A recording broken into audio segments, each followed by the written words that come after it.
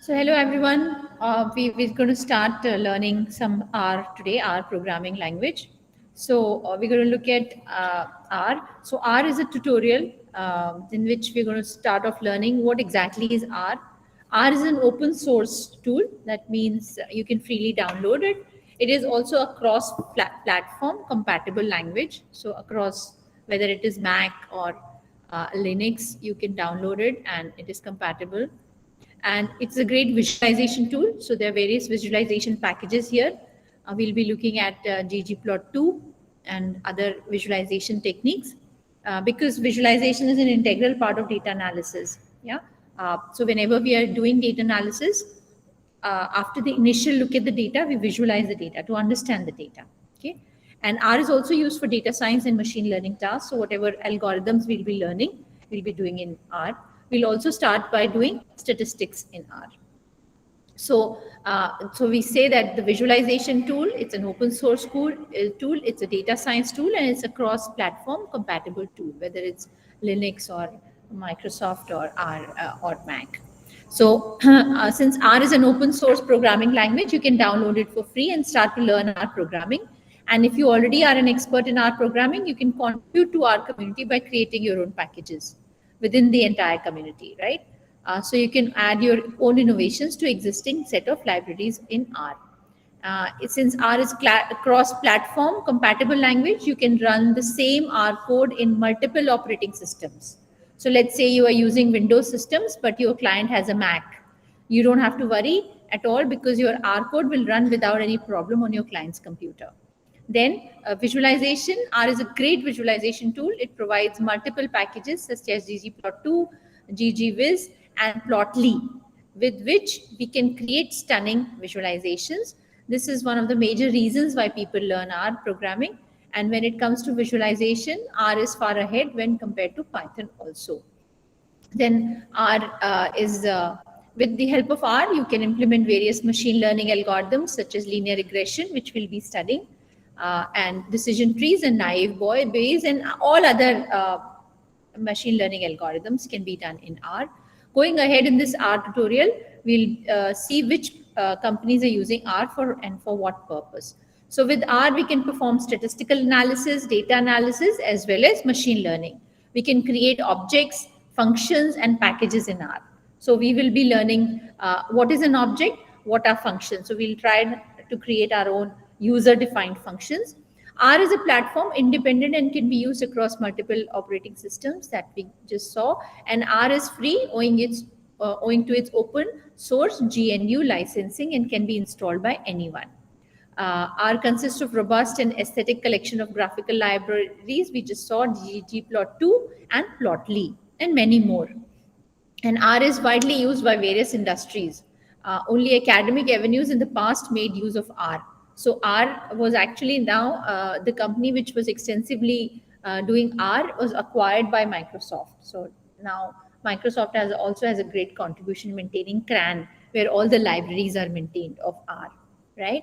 And actually R started as a academic statistical package, and Python started as a data science computer engineer package. Computer engineers would use data of Python, but now R is also going towards deployment kind of options, and Python is more diversified because it is used at a larger number of places. It's used for deployment, it's used for building GUIs, it's used much larger use, and also in data science and visualization.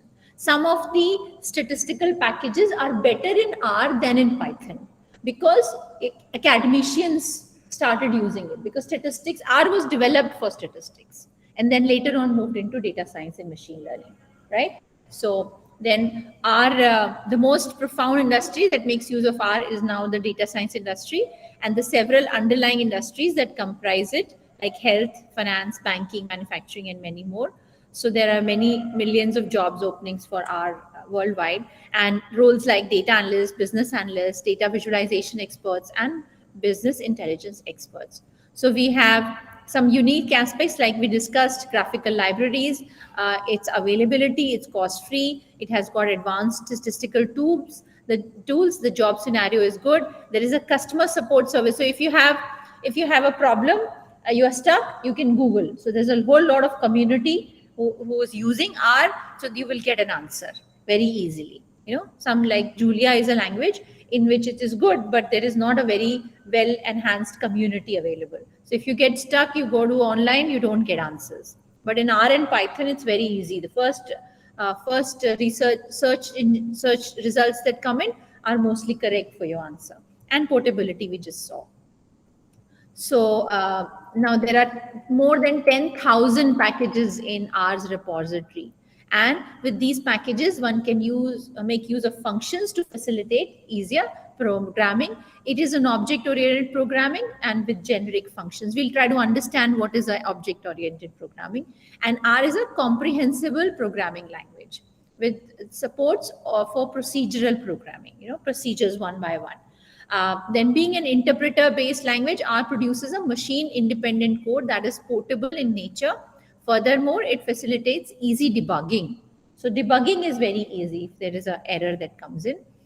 And R has, so we will be studying vectors, arrays, data frames, as well as other data objects. What is a vector? A vector is only one dimensional, whether it is a horizontal dimension or a vertical dimension. That's only one dimensional is a vector.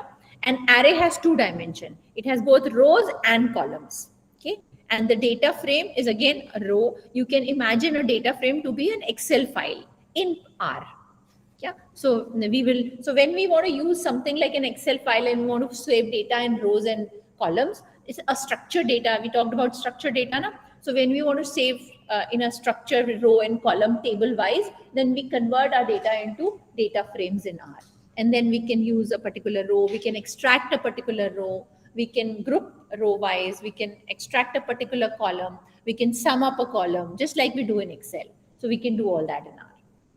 Okay, and now R can be easily integrated with other technologies and frameworks like Hadoop, HDFS. It can also integrate with programming language like C, C++, Python, Java, Fortran, and JavaScript. And it has a robust facilities for handling data and also data storage, right?